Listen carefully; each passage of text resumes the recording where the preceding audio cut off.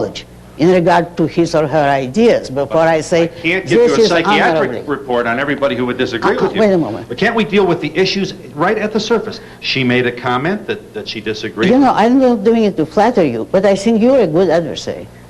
You ask intelligent questions, you're sure when you disagree, but you're focused on ideas. So am I. Oh, so was she. So was she. No. She was talking about your ideas, and all she said that she's parted from some of your writings. Hey, show me a person who's universally beloved, and I'll show you a person who isn't doing anything. No, if she's parted from my writings, that's her loss, not mine. But why announce it to me? Okay, but this is the kind of, we have to be able to talk about this without rancor, huh? Well, I don't think I'm very rancorous right now. No, not yet. You can't tell. Okay. Your position is desperately close to the dictator who says, if you disagree with me, you are not honorable, I will not deal with you, and I may send the Savak after you. That's the next thing. Now that is your... I wouldn't suggest you would do that. I'm saying this is the beginning of an attitude that... You mean that if you are opposed to a dictator, you say, well, reality is one thing for you, but it's another thing for me. Let's all be guided by our feelings and not by the evidence of reality. Okay, the problem with the conversation is you and I would have to both choose a dictator for us to be equally comfortable in discussing it, huh? I mean, your definition of a dictator may be different than mine, or vice versa. My definition is very simple and objective. Yeah, what is Anyone who will enforce any idea or prejudice by physical force, anyone who initiates the use of force against another human being, in that instant is acting like a dictator. And if he establishes that as a political system, then that's a dictatorship. But I'm the arch enemy of physical force. Right. I'm for freedom of the mind and for bringing people to your ideas by persuasion, not by force. Could you bring your moral perceptions and principles to a meeting in 1917, 1920, 22 to assassinate the Tsar? Why assassinate him? He fell, you know, by a bloodless revolution. But you don't know that. You didn't know that at the time. Well, you're armchair quarterbacking now. I'm asking you in the Dietrich Bonhoeffer sense, could you plot to overthrow a person that you thought was obviously, in your mind, denying civil rights to other people? Plot against him, certainly. I always said you should. You have the moral right to retaliate with force if someone imposes force on you. So you're for self-defense? Oh, yes, but not murder. And that is a profound difference. But when the underground people in Germany started meeting and saying, let's knock off Hitler, that's morally acceptable? Oh, totally. Just checking. In view of what you've just said, I wonder if you have an opinion about the Shah of Iran. Do you think his actions in leaving Iran and finding a home somewhere else, would that be an adversary of your philosophy, that he did what he thought was morally right? No, because his philosophy was pretty dictatorial. I don't approve of him at all, I don't admire him, but if this country gives refuge to communists and ex-Nazis and every kind of refugee, they should have given him refuge. I don't see why not, unless they decided, by they I mean the government, that it's not to our interest.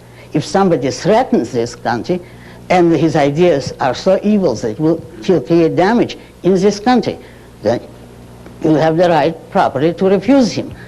But that doesn't justify a dinky, miserable little savage country that exists only on the proceeds of the oil they robbed from us, dictating our internal policy.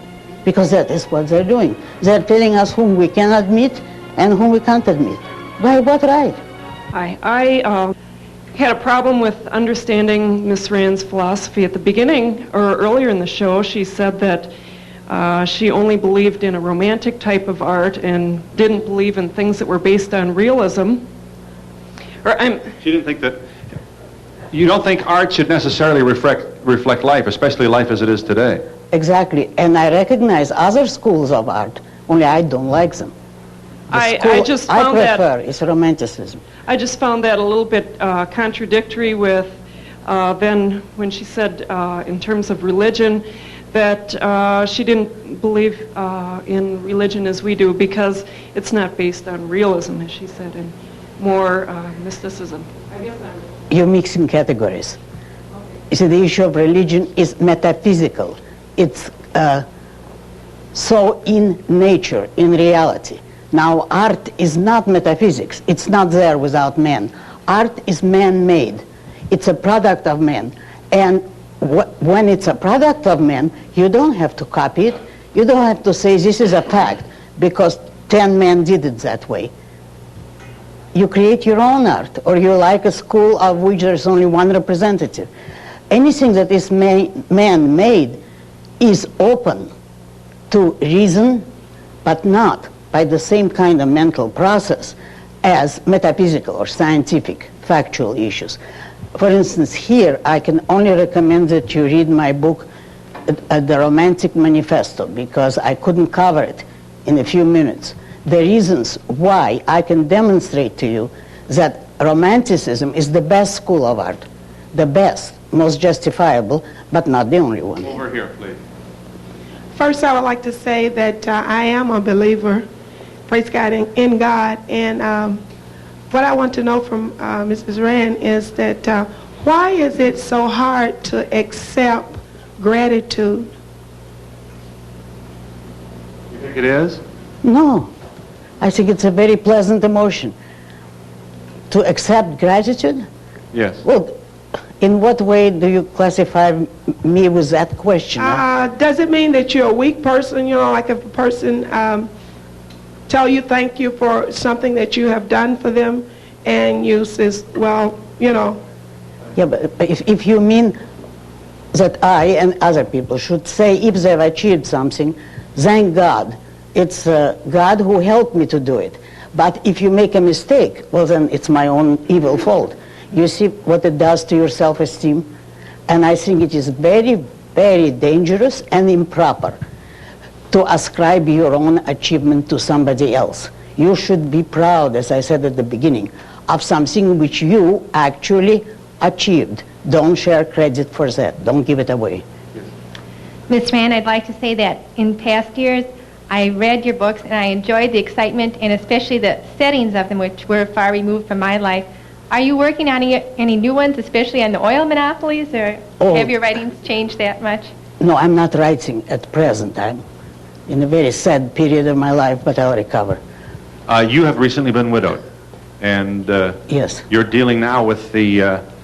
does this emotional impact of this kind of pain alter in any way your own feeling, philosophy? No.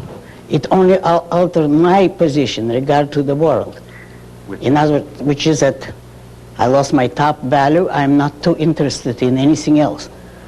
But I'll survive it because I do love the world in general.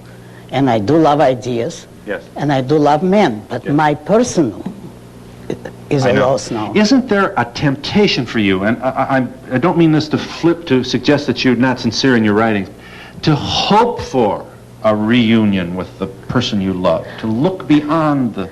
I've asked myself just that, seriously.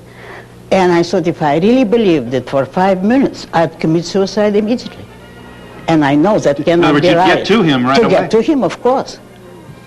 I'll tell you more. I ask myself, how would I feel if I think he is now on trial before God or St. Peter, and I'm not with him? To testify or to help him out. Exactly. My first desire in that case would be to run to help him and tell how good he was.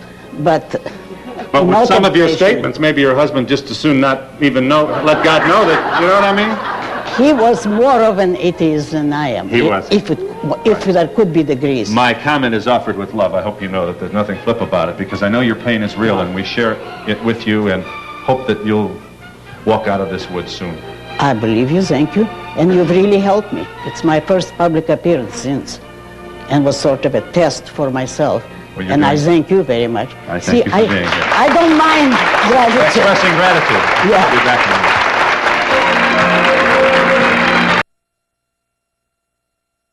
So much for your visit with us. I'd love to know what they're going to talk about on the way home in the car, wouldn't you? Miss Rand and I thank you and hope you have a nice day. Goodbye, everybody. Thank you.